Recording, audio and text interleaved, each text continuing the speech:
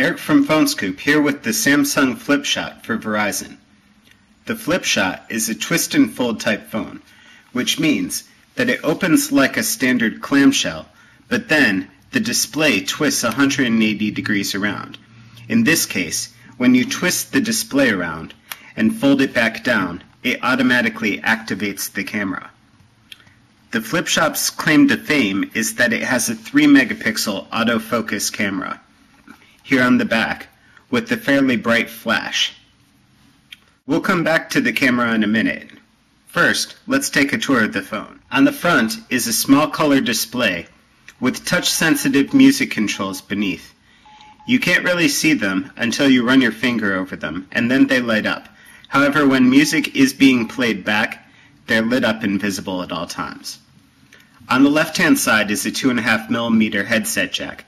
This is the standard cell phone style headset and not headphones, as well as a sync charge port beneath this hatch here.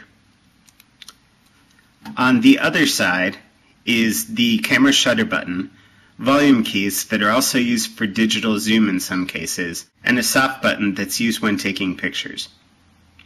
On the back is the 3 megapixel camera as we showed you. Beneath the back, using this button, you have to dig out the Microsd slot, which is right in the middle of the camera here. It's a bit of a pain to get the card in and out of the slot because, as you can see, the card's actually buried down, so you have to kind of angle it in and jimmy it around.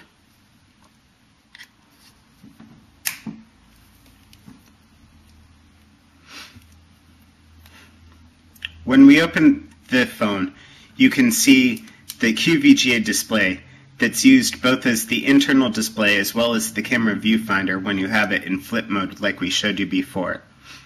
A standard navigation pad with a shortcut to the camera in case you want to use it with the phone open regular instead of in camera mode. A shortcut to the speakerphone, and a standard keypad. The keypad is actually pretty easy to use. As you can see, it looks fairly flat, but there's decent dividers between each of the keys, so it's easy to feel them out.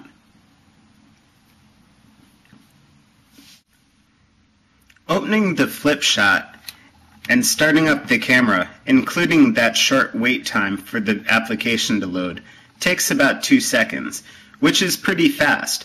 Unfortunately, taking a picture takes a lot longer. Somewhere on the order of 4 to 7 seconds, depending on what the lights are like outside and what subject you're taking a picture of. One of the things that's a problem is that this button seems a bit finicky. So sometimes you'll press it halfway down and you'll be able to get a focus. As you can see, now we have green crosshairs, which show us that we're in focus. However, sometimes you'll press it thinking you took a picture and nothing happens, as you can see here. And there we go. Once you have a picture, you can do a couple of things. You can hit the shutter button again to save it, or you can hit this soft button to erase it. I told you that would come in handy later on. You can also open the phone up and twist it back into phone mode in order to send the picture. If we hit erase, we don't have to go into any fancy menus, and as you can see, everything is set up. You can use the soft key while you're in camera mode in order to adjust everything. You use the soft key and the volume keys to go back and forth between all of the different settings, and then use the shutter button to select things. Back in phone mode, this is pretty much like any other Verizon EVDO phone, which means it has the Get It Now service and the typical Verizon menus, where you have to dig for a lot of things, including things that you'll find important on a camera-centric phone, like the gallery. We found the quickest way to get to the gallery was from the home screen to hit the camera hard button, let the camera start, and immediately hit the left soft key to go to My Pics. The gallery actually takes a while to load, and every time you scroll off the page, it has to reload all of the pictures, which can get awfully annoying, especially if you know where a picture is and want to get right to it. When you go in to view a picture, there's no way to view it full screen. Even though this center select option says view, when you hit it, all it does is take you back out to the thumbnails. Battery life has been impressive, even though I've taken quite a few pictures. However, signal strength, not so much. If you're a true shutterbug, there aren't many better phones that you can get through a US carrier for taking pictures. Unfortunately, the rest of the experience on this phone is simply average.